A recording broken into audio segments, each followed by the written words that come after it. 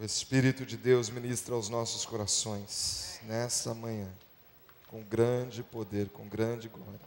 Deixe o Espírito ministrar ao seu coração. Abra sua mente, abra o seu coração.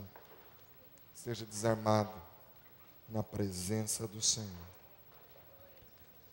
Atos capítulo número 2, a partir do primeiro versículo. Ministra mesmo o Espírito de Deus nessa manhã. Atos 2, a partir do primeiro versículo, a Bíblia diz assim: Ao cumprir-se o dia de Pentecostes, estavam todos reunidos no mesmo lugar. De repente, veio do céu um som como de um vento impetuoso e encheu toda a casa onde estavam assentados.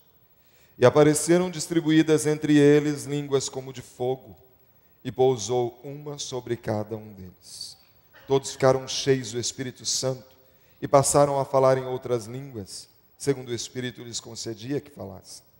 Ora, estavam habitando em Jerusalém judeus, homens piedosos, vindos de todas as nações debaixo do céu. Quando, pois, se fez ouvir aquela voz, afluiu a multidão que se possuiu de perplexidade, porquanto cada um os ouvia falar na sua própria língua. Estavam, pois, atônitos e se admiravam, dizendo: Vede, não são porventura galileus todos esses que aí estão falando? E como os ouvimos falar, cada um em nossa própria língua materna?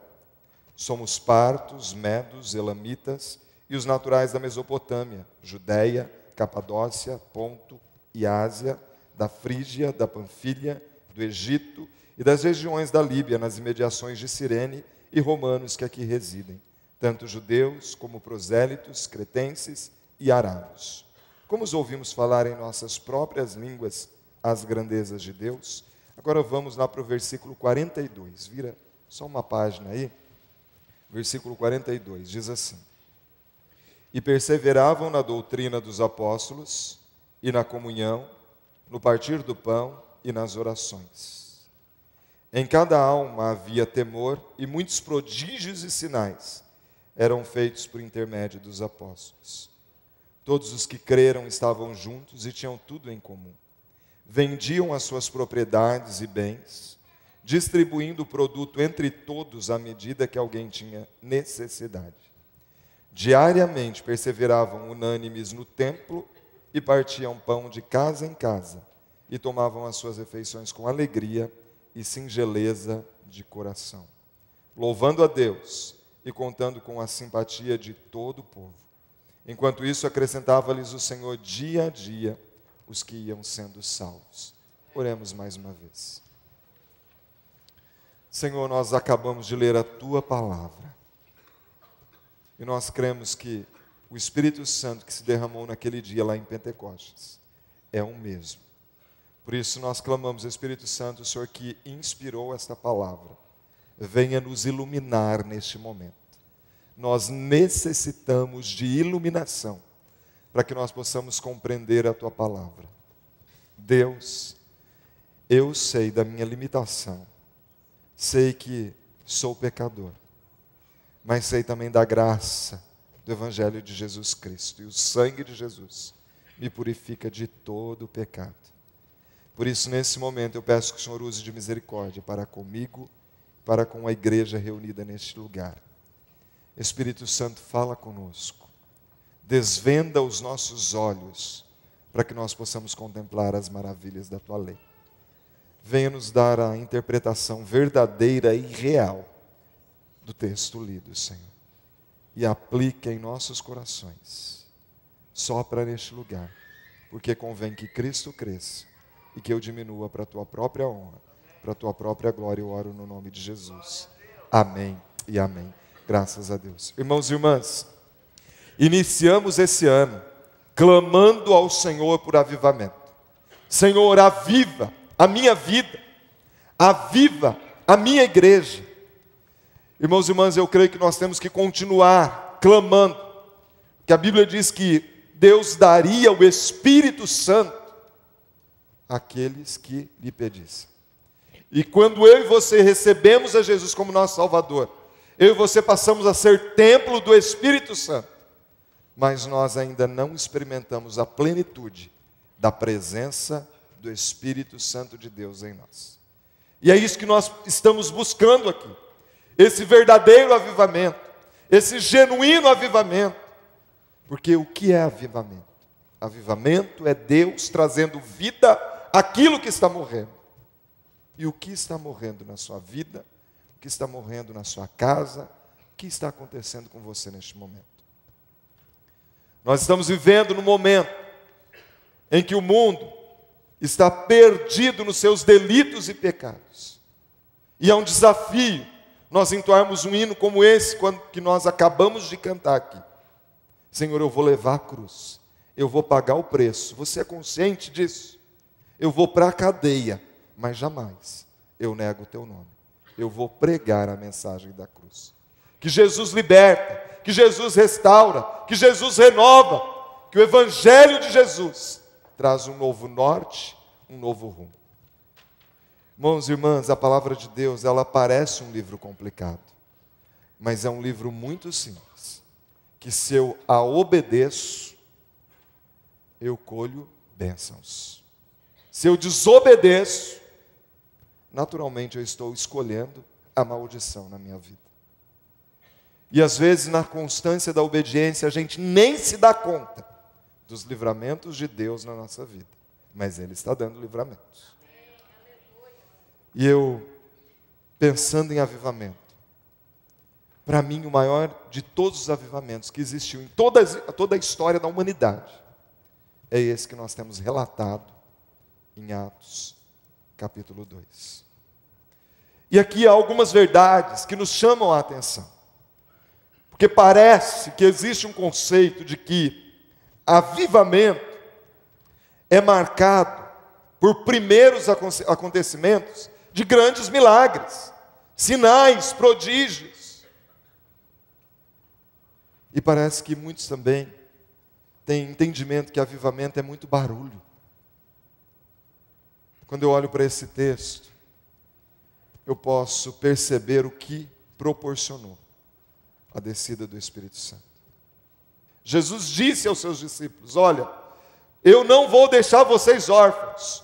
Quando eu for, eu vou enviar o outro Consolador. Ele será enviado da parte do Pai. Não vou deixar vocês sozinhos. Mas eu imagino que nem todos creram. Que haviam muitos moradores em Jerusalém. E muita gente que já havia ouvido a pregação. E estavam lá no cenáculo, 120 pessoas. Como estavam essas pessoas? Em pé, gritando, no maior alvoroço? Não. O texto diz que eles estavam assentados. Assentados. No versículo 2 diz: de repente veio do céu um som como de um vento impetuoso, e encheu toda a casa onde estavam assentados. Talvez como você aqui. O Espírito Santo de Deus, Ele é ordeiro, Ele é organizado. E eu imagino que estavam ali, aquele povo meditando na palavra, compartilhando alguma coisa um com o outro, porque eles criam no derramar do Espírito Santo. Irmãos e irmãs, quando eu e você falamos em avivamento, não pode ser algo da boca para fora. Nós temos que crer que Deus vai trazer um verdadeiro avivamento para a nossa cidade, para a nossa igreja, para as nossas vidas. Quem quer avivamento, ele fica inconformado com a forma de vida. E ele não soma aos outros na sua forma de vida errada e longe dos princípios da palavra. Pastor Osni, semana passada, no domingo, ele pregou e ele usou a primeira parte do sermão de Jonathan Edwards. Jonathan Edwards, ele chegou num domingo, ele pregou aquele sermão, pecadores nas mãos de um Deus irado, na sua igreja. E a impressão que ele tinha é que aquele sermão batia e voltava. Não encontrava lugar nos corações. ele ficou inconformado com aquilo. Ele falou, não posso aceitar isso, um povo frio. Nós estamos falando do arrependimento, da mudança de atitude. E eu não vejo resultado prático na vida deles. E conta a história que Jonathan Edwards foi para sua casa, se trancou no seu quarto. Ele ficou uma semana em jejum e oração. No próximo domingo, ele chegou na igreja, subiu ao púlpito, afrouxou o nó da gravata, debruçou sobre a tribuna, colocou o candeeiro de lado e começou a ler o seu sermão. E conta a história que no meio do sermão, as pessoas gritavam, clamando a Deus que tivesse misericórdia das suas vidas. Tal era o reconhecimento da sua atitude pecaminosa. As pessoas se seguravam nos bancos da igreja, abraçavam as colunas da igreja, porque foram tomadas pelo agir do Espírito Santo de Deus. E dali surgiram muitas igrejas, muitas conversões, muitos sinais e prodígios como resultado de quebrantamento. Meus irmãos, eu e você, o pecado tem que gerar indignação, a soberba, a arrogância, a prepotência. Não dá lugar para avivamento. Não dá. Porque Deus não despreza um coração humilde, coração quebrantado. Esse Ele não despreza. Mas enquanto a soberba, a prepotência, a arrogância toma conta do meu coração, eu me acho Deus de mim mesmo. Mas quando eu olho para esse texto, eu não vejo aqui que muitos pensam que a evidência do batismo com o Espírito Santo é o falar línguas estranhas, ou línguas dos anjos, ou mistérios. Não foi isso que aconteceu no dia de Pentecostes. O versículo 4 diz, todos ficaram cheios do Espírito Santo e passaram a falar em outras línguas, segundo o Espírito lhes concedia que falassem. E agora ele explica o que é esse falar em outras línguas. Ele diz, estavam habitando em Jerusalém judeus, homens piedosos, vindos de todas as nações debaixo do céu. Quando, pois, se fez ouvir aquela voz, afluiu a multidão que se possuiu de perplexidade. Porquanto, o que está escrito aí? Versículo 6, final do versículo 6. Porquanto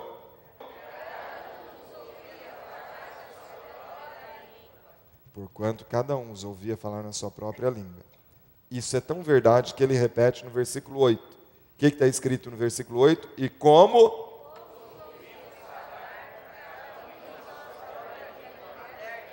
E isso é tão verdade que ele repete pela terceira vez. Olha o versículo 11, final, a parte B. Como...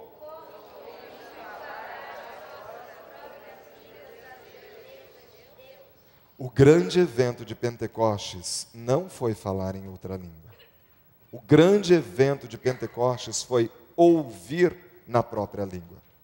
Observe que o texto diz que estavam reunidos ali pessoas de várias falas. Somos partos, medos, elamitas, os naturais da Mesopotâmia, da Frígia, da Panfilha, de várias regiões, várias falas. Quando eles ouviram o som daquele vento impetuoso, irmãos e irmãs, tenta imaginar esse momento. Tenta imaginar, eu me arrepio só de pensar nisso. Imagina nós aqui, a promessa do grande avivamento. Nós estamos aqui nesta manhã, de repente, a gente ouve um som como de um vento impetuoso e começa a ver línguas como de fogo sendo distribuídas sobre a cabeça de cada um. Já pensou nisso? Aquele povo foi impactado. E eles começaram a falar das grandezas de Deus, diz o texto. É isso que diz o texto. Diz aqui, 11, isso mesmo. Como os ouvimos falar em nossas próprias línguas, as grandezas de Deus. O que aconteceu ali? Promessa de vinda do Espírito Santo. O povo creu, 120 pessoas reunidas naquele cenáculo. E agora, eles estão ali, som como de um vento impetuoso, línguas como de fogo, as chamas sendo repartidas sobre a cabeça de cada um deles. Eu imagino que eles falaram: Deus, o Senhor é tremendo, o Senhor promete e cumpre, Tu és maravilhoso, Tu és o nosso maior valor, Tu és o nosso amo, o nosso dono. Eles começaram a adorar, falar das grandezas de Deus. O japonês falava em japonês, eu entendi em português. O alemão falava em alemão, eu entendi em português. Como os ouvimos falar em nossas próprias línguas as grandezas de Deus. O grande evento de Pentecostes foi ouvir na própria língua materna. Eu não estou falando que não existe o dom de línguas, não é isso que eu estou falando. Mas em Pentecostes, o que aconteceu, o grande evento, foi ouvir na sua própria língua as grandezas de Deus. É quando o povo se quebranta e reconhece que nós devemos ter vida de adoração. Não é só aqui quando a gente reúne, gente. É no dia a dia, lá em casa. O marido com a mulher com o marido, com os filhos, no trabalho. Deus não vai confiar as verdadeiras riquezas se nós não temos sido fiéis no pouco. Há muita gente negociando coisas que parecem pequeninas, mas que impedem o genuíno avivamento.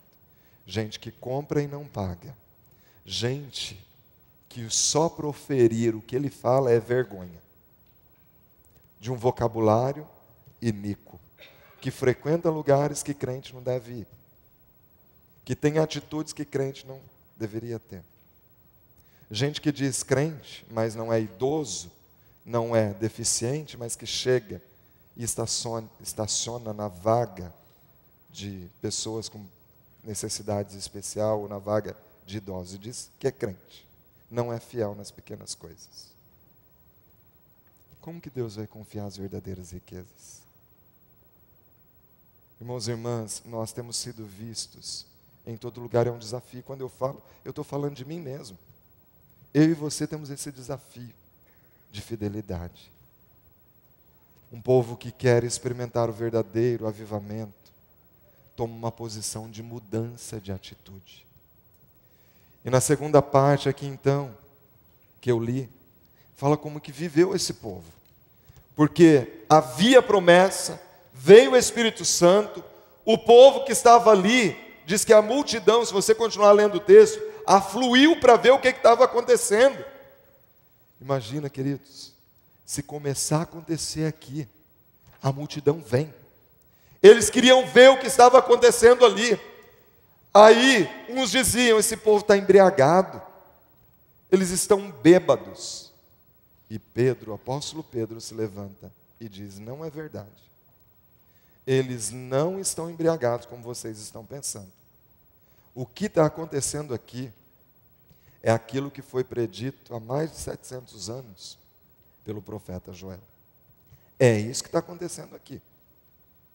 E se você continuar observando no capítulo 2, aqui no versículo 16, ele cita a profecia de Joel, que está lá no capítulo 2, no Antigo Testamento, do profeta Joel, quando ele diz, e acontecerá nos últimos dias, diz o Senhor, que derramarei do meu Espírito sobre toda a carne, vossos filhos e vossas filhas profetizarão. Filho de crente vai ser crente em nome de Jesus. Nós vamos profetizar isso sobre a vida dos nossos filhos, pregar a palavra, porque profetizar é pregar, e eles serão pregadores da palavra. Os nossos filhos vão pregar a palavra no meio de uma geração que é pervertida e corrupta. Bênção dos pais nos filhos, em nome de Jesus.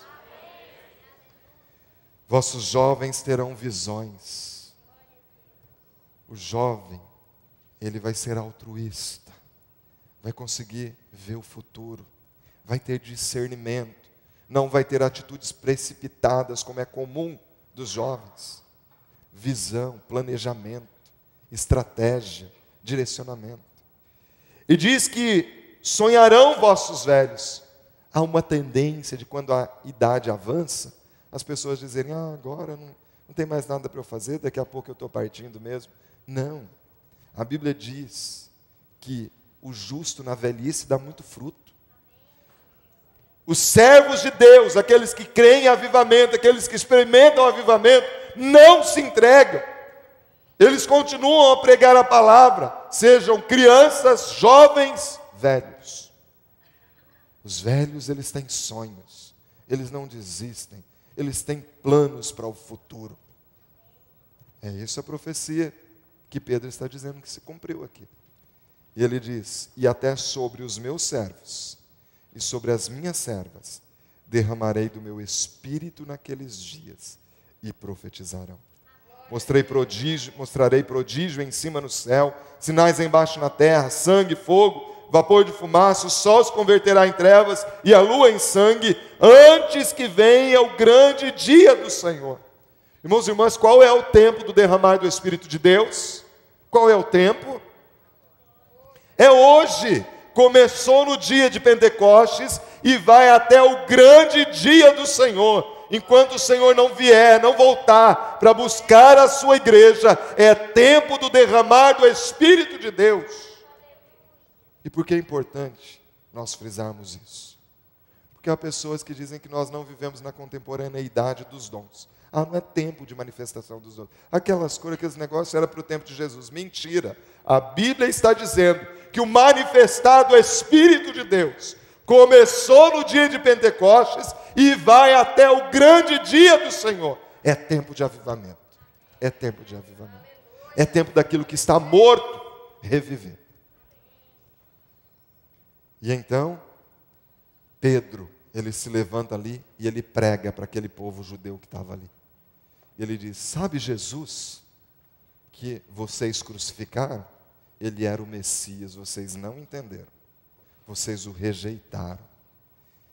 E Pedro faz ali um sermão. Imagina, irmãos e irmãs, um único sermão. Dizem que quase 3.000 homens creram e foram batizados no mesmo dia. Na época não era costume contar mulheres e crianças. Eu imagino que, no mínimo, 9.000 pessoas haviam ali. Porque os homens casavam aos 17 anos, em média. As mulheres, a partir dos 12 anos, também, muitas delas já se casavam. Muito jovens, não é? E ali começavam a ter filhos, não tinham métodos anticoncepcionais como nós temos hoje. Então, pensando que cada homem tinha a sua mulher e os dois tivessem pelo menos um filho, eu imagino ali que talvez 9.000 pessoas tenham sido batizadas em um único dia, com um único sermão. Já pensou nisso? E aí aquele povo chega para Pedro e fala: Pedro, e agora? Nós estamos compreendendo, Jesus de fato é o Messias, Ele é o Salvador, Ele é o Libertador. O que nós devemos fazer, Pedro? E Pedro, lá no versículo 37 do capítulo 2, olha o que ele diz. Ouvindo eles estas coisas, compungiu-se-lhes o coração e perguntaram a Pedro e aos demais apóstolos: que faremos, irmãos? Respondeu-lhes Pedro: arrependei-vos. Olha aqui, ó. O que avivamento gera? Avivamento gera arrependimento. Arrependei-vos, e cada um de vós seja batizado em nome de Jesus Cristo, para a remissão dos vossos pecados, e recebereis o dom do Espírito Santo, ou seja, vocês vão passar a ser templo do Espírito Santo, e recebereis o dom do Espírito Santo, pois para vós outros é a promessa, para vossos filhos, e para todos os que ainda estão longe, isto é, para quantos o Senhor nosso Deus chama. Glória a Jesus. E como viviam então a igreja de Jerusalém, esses novos convertidos? Talvez uma comunidade de 9.000 pessoas.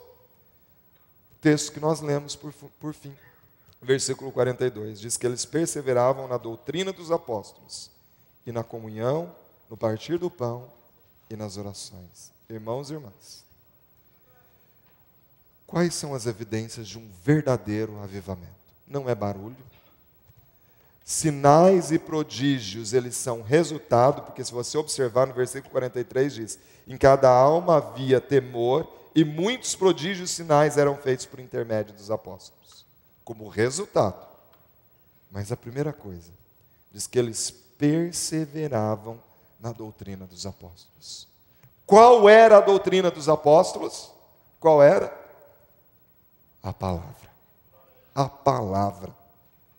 Eles ficaram firmados nos princípios da palavra e nos princípios de Cristo. Quem experimenta verdadeiro avivamento, ele persevera nos ensinos da palavra, ainda que custe a morte. Levarei eu também minha cruz, até que um dia eu possa receber a coroa de glória que o Senhor tem preparado. Eu vou pagar esse preço. Ah, pastor, todo mundo faz. Todo mundo não. Eu não faço. Eu tenho compromisso com Deus. Não é? Perseverava. Paulo escrevendo ao jovem Timóteo, lá na segunda carta, no capítulo 4, ele diz assim: Timóteo, conjuro-te perante Deus e Cristo, que há de julgar os vivos e os mortos. Prega a palavra. Insta, quer seja oportuno, quer não. Corrige, repreende, exorta com toda longanimidade e doutrina. Porque haverá tempo em que não suportarão a sã doutrina. Pelo contrário, cercar-se-ão de mestres segundo as suas próprias cobiças, e se recusarão a dar ouvidos à verdade, entregando-se às fábulas. Tu, porém, Timóteo, sê sóbrio, cumpre cabalmente o trabalho de evangelista que você recebeu. Prega a palavra. Irmãos e irmãs, nós vivemos numa época que as pessoas estão dando mais ênfase à experiência do que à palavra. Quando você diz assim, a palavra diz isso, mas eu conheço alguém que teve essa experiência. Então a experiência está acima da palavra? Não! A palavra está acima da experiência. Que bom, irmãos, que todos nós tenhamos experiência com Deus. Todos nós podemos ter a nossa.